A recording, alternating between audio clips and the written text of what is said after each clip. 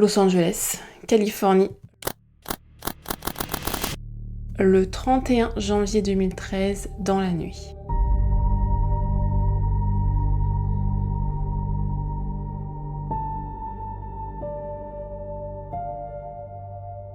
Dans l'ascenseur d'un hôtel du centre-ville, une caméra de surveillance filme une jeune femme. Elle porte une veste rouge, elle appuie sur plusieurs boutons tous les étages, ou presque. Elle attend que les portes se ferment, mais elles ne se ferment pas. Elle sort dans le couloir. Elle regarde à droite, elle regarde à gauche, elle regarde dans l'ascenseur. Elle ressort. Elle se plaque contre le mur, hors du champ de la caméra. Quelques secondes passent et elle réapparaît. Elle fait des gestes avec les mains, lents, étranges, comme si elle parlait à quelqu'un, mais le couloir est totalement vide. Et puis elle part. Les portes de l'ascenseur se ferment enfin, toutes seules. Cette vidéo dure 4 minutes. Elle a été vue des centaines de millions de fois. Et elle reste 13 ans après l'une des images les plus troublantes de l'ère Internet. Ce qui m'obsède dans cette affaire, ce n'est pas tant la mort, c'est ce qu'il y a entre la dernière image de cet ascenseur et la découverte du corps. Car oui, on l'a retrouvé. Ces jours sans témoin, ces jours sans réponse. Ce soir, je vais vous raconter l'histoire d'Elisa Lam et tout ce qu'on ne comprend toujours pas. Elisa Lam, de son vrai nom cantonais Lam Ho Hee, désolée pour la prononciation, est née le 30 avril 1991 à Vancouver, en Colombie-Britannique. Ses parents, David et Ina, avaient émigré de Hong Kong et s'étaient installés à Burnaby, en banlieue de Vancouver, où ils avaient ouvert un petit restaurant familial, le Paul's Restaurant, qu'ils géraient ensemble avec beaucoup de travail et peu de moyens. Elisa grandissait dans un foyer modeste mais chaleureux, très proche de sa sœur Sarah, avec qui elle partageait une passion pour la mode, les vêtements vintage et les tendances à contre-courant. Elisa était introvertie, observatrice, discrète dans la vraie vie, mais terriblement vivante à l'écrit. En 2010, elle crée un blog qu'elle appelle Heather Fields, où elle parle de mode et de photographie. Puis elle migre sur Tumblr, sur une page qu'elle intitule Nouvelles Nouveau. Des centaines d'articles, ses pensées, ses citations, des images de films d'auteurs de la littérature classique, de la musique. David Bowie en boucle, Murakami, Twin Peaks, Harry Potter. Une jeune femme dont le monde intérieur était immense et qui avait besoin d'un endroit pour le déposer. Elle écrit un jour sur son blog « Je trouve ça plus facile de se confier ici qu'à travers un journal intime. Sûrement parce qu'on sait que quelqu'un va vous lire et c'est beaucoup moins cher qu'un psy. » Elisa souffrait de troubles bipolaires de type 1, diagnostiqués durant son adolescence. Des phases dépressives intenses, parfois suivies d'épisodes maniaques pouvant aller jusqu'à la paranoïa. Elle suivait un traitement à base de 4 médicaments différents pour stabiliser ses humeurs. Du Dexedrine, du Wellbutrin, des stabilisateurs de l'humeur. Pour la plupart du temps, ce traitement fonctionnait. Elisa menait une vie relativement stable. Elle n'était pas un danger pour elle-même ou pour autrui. Mais, en 2012, elle vit une rechute importante. Elle se sent dépassée, dès le début du semestre. Elle abandonne plusieurs cours, finit par mettre sa scolarité en pause. Début 2013, elle n'est plus inscrite à l'université de Colombie-Britannique. Et c'est dans ce contexte, une jeune femme en reconstruction, qui cherchait à se retrouver, qu'elle décide de partir seule en voyage sur la côte ouest des États-Unis. Ses parents lui posent une seule condition, l'appeler chaque jour. Le 22 janvier 2013, Elisa quitte Vancouver avec un budget limité. Elle voyage en train et en bus, loge dans des hôtels bon marché. Elle commence par San Diego. Elle visite le zoo, poste une photo sur son blog avec un enthousiasme touchant. Puis elle remonte vers Los Angeles. Pour dormir à Los Angeles, elle choisit l'hôtel Cecil, au 640 South Main Street, dans le centre-ville de Los Angeles. Un hôtel très bien situé, accessible, 14 étages. Elle prévoit d'y rester 4 jours, jusqu'au 1er février, avant de continuer vers Santa Cruz et San Francisco. Ce qu'Elisa savait, peut-être, de l'hôtel Cecil, ou ce qu'elle ne savait pas, on ne sait pas. Mais le Cecil n'est pas un hôtel ordinaire, qu'il se situe ici sur la carte de Los Angeles. Il est construit en 1924, pour être un palace de luxe. Il avait glissé au fil des décennies vers quelque chose de beaucoup plus sombre. Dans les années 80 et 90, il était devenu un refuge pour les sans-abri, les drogués, et les gens que la ville avait oubliés. 2 tueurs en série avaient séjourné dans ces murs. Richard Ramirez, le Night Stalker, qui terrorisait Los Angeles dans les années 80, et Jack Unterweger, un tueur autrichien qui avait assassiné 3 prostituées de la ville lors d'un séjour en 1991. Des suicides, des overdoses, des morts suspectes s'y étaient enchaînés pendant des décennies. Mais en 2013, l'hôtel avait rebaptisé une partie de ses chambres Stay on Main pour attirer une clientèle plus jeune, plus touristique. Un lifting de façade. C'est dans cette partie-là qu'Elisa a été logée. Les premiers jours d'Elisa au Cecil se passent normalement. Elle explore Los Angeles, les librairies, les quartiers, les cafés. Elle poste sur son blog avec l'enthousiasme de quelqu'un qui se sent revivre. Elle appelle ses parents chaque jour, comme promis. Mais, au bout de quelques jours, la direction de l'hôtel lui demande de changer de chambre. Elle avait une chambre partagée en arrivant avec d'autres voyageurs et ses colocataires se sont plaints de son comportement. Les détails de ses plaintes n'ont jamais été rendus publics. Elisa est déplacée dans une chambre individuelle. Et c'est la dernière chose qu'on sait de son séjour avant la vidéo de l'ascenseur, que je vais vous montrer bien sûr. Le 31 janvier 2013, ses parents reçoivent leur dernier appel d'Elisa. Le lendemain, plus rien. Ils essaient de la rappeler, pas de réponse. Inquiets, ils contactent l'hôtel. L'hôtel dit qu'Elisa est toujours enregistrée comme cliente, mais qu'ils ne l'ont pas vue. Le 1er février, ses parents alertent la police de Los Angeles. Elisa Lam est officiellement portée disparue. La police fouille l'hôtel, de fond en comble. Les chambres, les sous-sols, les toits, rien. Pas de traces d'Elisa. Les semaines passent, l'enquête piétine. Et, le 14 février, 2 semaines après sa disparition, la police décide de rendre publique une vidéo de surveillance de l'hôtel dans l'espoir que quelqu'un reconnaisse Elisa ou puisse fournir des informations. Il publie les images de l'ascenseur filmées le 31 janvier. La vidéo dure 4 minutes. Et quand elle est mise en ligne, quelque chose se passe que personne n'avait anticipé. Elle devient virale immédiatement. Des millions de vues en quelques heures, des millions de personnes qui regardent cette jeune femme en veste rouge appuyer sur des boutons, regarder dans le couloir, parler à quelqu'un d'invisible. Des millions de personnes qui ne savent pas quoi penser. Alors qu'est-ce qu'on voit exactement sur cette vidéo ? Elisa entre dans l'ascenseur. Elle appuie sur plusieurs boutons, les étages 4, 7, 10 et 14 selon les analyses. Elle attend que les portes se ferment, mais elles ne se ferment pas. Elle sort dans le couloir, regarde à droite, regarde à gauche, rentre dans l'ascenseur, ressort, se plaque contre le mur, puis réapparaît. Elle fait des gestes avec les mains, lents, comme en apesanteur, incompréhensibles. Et puis elle part dans le couloir. Les portes de l'ascenseur se ferment toutes seules après qu'elle soit partie. Alors pourquoi l'ascenseur ne se fermait-il pas ? Les enquêteurs ont une explication technique. Le bouton de maintien des portes ouvertes était peut-être activé ou un mécanisme de sécurité empêchait la fermeture si quelqu'un a été détecté dans la zone. Plausible, mais troublant à regarder. Et pourquoi ces gestes avec les mains ? Là, les théories divergent complètement et on y reviendra. 19 jours après la disparition d'Elisa, le 19 février 2013, des clients de l'hôtel commencent à se plaindre. L'eau du robinet a une couleur bizarre, un goût étrange, et la pression est faible. Un employé de maintenance monte sur le toit de l'hôtel pour inspecter les 4 réservoirs d'eau qui alimentent l'établissement. Ils ouvrent le premier, il est normal. Ils ouvrent le second, normal. Et le troisième, Elisa Lam est dans le réservoir, celui-ci. Son corps flotte dans l'eau depuis des jours. Depuis combien de jours exactement ? Personne ne peut le dire avec certitude. Les réservoirs d'eau du Cecil Hotel sont sur le toit. Et pour y accéder, il faut monter un escalier intérieur menant à une porte donnant sur le toit, une porte équipée d'une alarme. Puis traverser le toit jusqu'au réservoir. Pour ouvrir le couvercle d'un réservoir, il faut de la force. Ce sont des couvercles lourds en métal et une fois à l'intérieur, pour refermer le couvercle de l'intérieur, c'est quasiment impossible. Comment Elisa Lam s'est-elle retrouvée dans ce réservoir ? Comment y est-elle entrée ? Et comment le couvercle était-il en position presque fermée quand l'employé l'a trouvé ? Ces questions n'ont jamais reçu de réponse satisfaisante.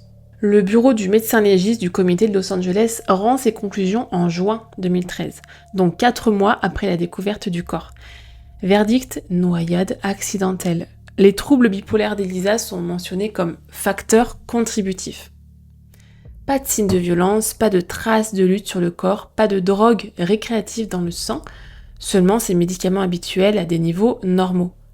L'hypothèse officielle, dans un épisode maniaque ou dissociatif lié à ces troubles bipolaires, Elisa aurait erré dans l'hôtel, trouvé un accès au toit, grimpé dans le réservoir et s'y serait noyée. Le rapport précise également que la porte donnant sur le toit, celle équipée d'une alarme, avait des problèmes techniques connus. L'alarme n'était pas toujours fiable et il était possible d'accéder au toit sans déclencher d'alerte. Alors, est-ce un accident ? C'est la conclusion officielle. Et elle n'est pas absurde.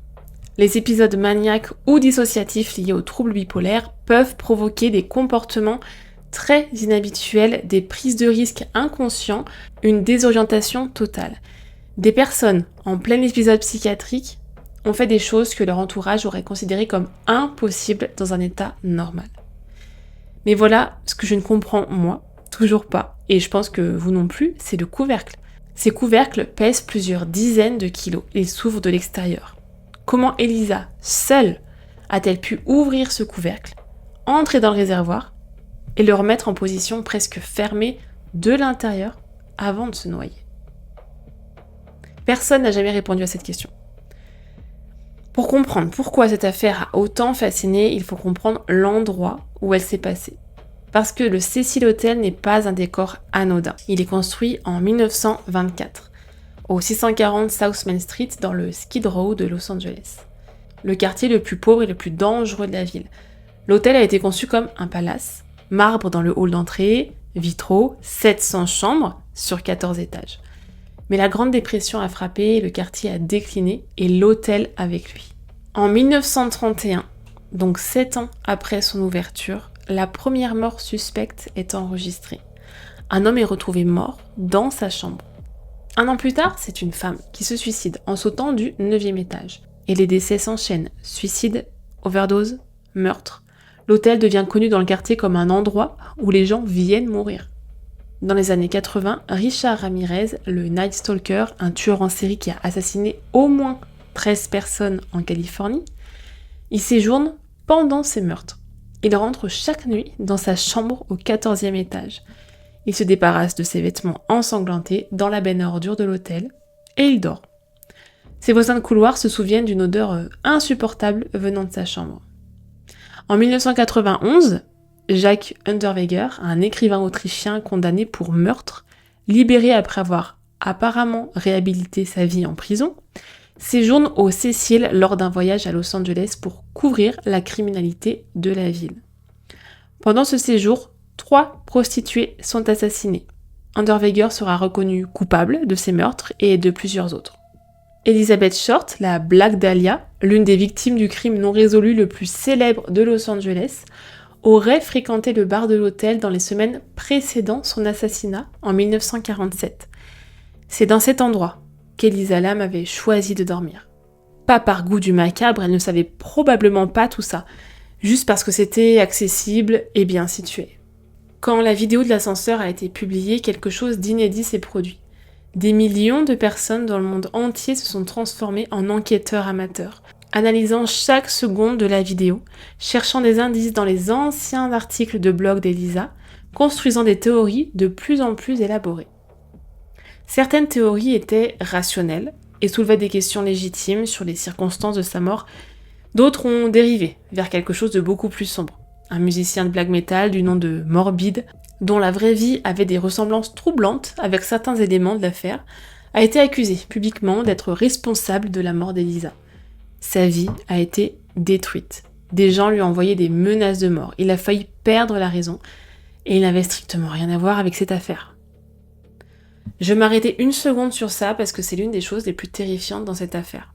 Pas le réservoir ni le couvercle, mais le fait qu'une vidéo de surveillance de 4 minutes a suffi à détruire la vie d'un homme innocent. La curiosité collective peut devenir une arme redoutable quand elle se trompe de cible. Et d'autres théories ont circulé. La connexion avec le jeu de l'ascenseur coréen, un rituel internet qui prétendait permettre de passer dans une autre dimension en appuyant sur une séquence précise de boutons dans un ascenseur. Les mouvements d'Elisa ressemblaient à cette séquence. selon certains. Une coïncidence troublante, probablement rien de plus. Il y a aussi eu la tuberculose. En pleine enquête sur la mort d'Elisa, un test de dépistage de la tuberculose appelé LAM-ELISA, du nom d'une molécule et d'une technique de laboratoire, sans aucun lien avec Elisa Lam, a commencé à être utilisé massivement dans la région de Los Angeles. Et des internautes l'ont découvert, et ont décrété que ce n'était pas une coïncidence, mais en fait si, c'en était une. Voici les 3 grandes explications possibles avec leurs forces et leurs limites. La noyade accidentelle liée à ces troubles, c'est la conclusion officielle. Elisa, dans un état dissociatif ou maniaque, aurait erré dans l'hôtel, trouvé accès au toit par une porte dont l'alarme dysfonctionnait, et se serait retrouvée dans le réservoir sans vraiment comprendre ce qu'elle faisait. Ce type de comportement aussi extrême qui semble est documenté chez des personnes en plein épisode psychiatrique sévère. Le point fort de cette théorie, il n'y avait aucune trace de violence sur le corps. Les niveaux de ces médicaments dans le sang étaient normaux, pas de surdosage, pas de drogue récréative. Le point faible, c'est le couvercle. Toujours ce fameux couvercle. La deuxième théorie, c'est l'accident avec un tiers. Quelqu'un, un employé de l'hôtel, un autre client, une personne qui connaissait les lieux, était avec Elisa sur le toit. Peut-être une rencontre consensuelle qui a mal tourné, peut-être quelqu'un qui l'a aidé à monter dans le réservoir et s'est enfui, peut-être quelque chose de plus délibérément criminel. Dans ce scénario, la présence d'un tiers expliquerait le couvercle. Le problème, c'est qu'il n'y a aucune preuve, aucun témoin, aucune trace physique ne corrobore cette théorie. Les chiens de recherche avaient perdu la piste d'Elisa près d'une fenêtre donnant sur l'escalier de secours. Pas un indice formel, mais une piste qui n'a jamais été complètement explorée. Et enfin, le suicide. Certains enquêteurs, face à l'impossibilité d'expliquer autrement le couvercle, ont évoqué cette hypothèse. Une personne déterminée pourrait théoriquement réussir à refermer un couvercle de l'intérieur avec suffisamment d'efforts. Et Elisa avait un passé de dépressif sévère.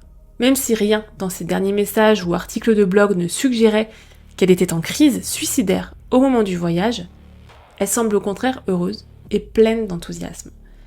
Le rapport du médecin légiste a classé la mort comme accidentelle, pas comme un suicide, tout en précisant que cette distinction pouvait être remise en question.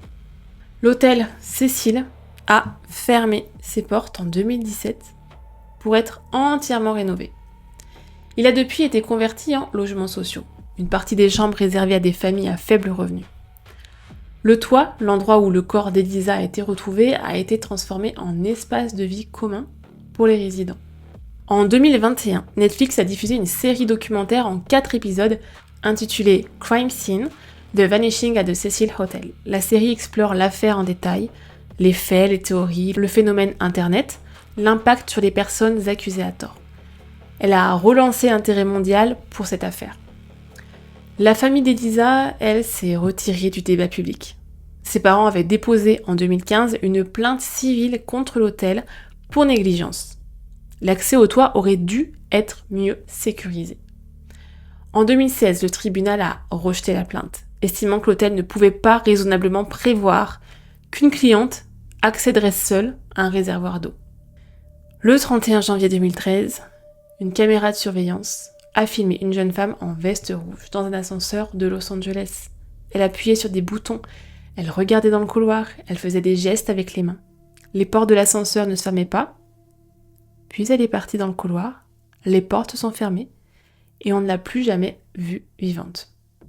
13 ans plus tard, des centaines de millions de personnes ont regardé cette vidéo.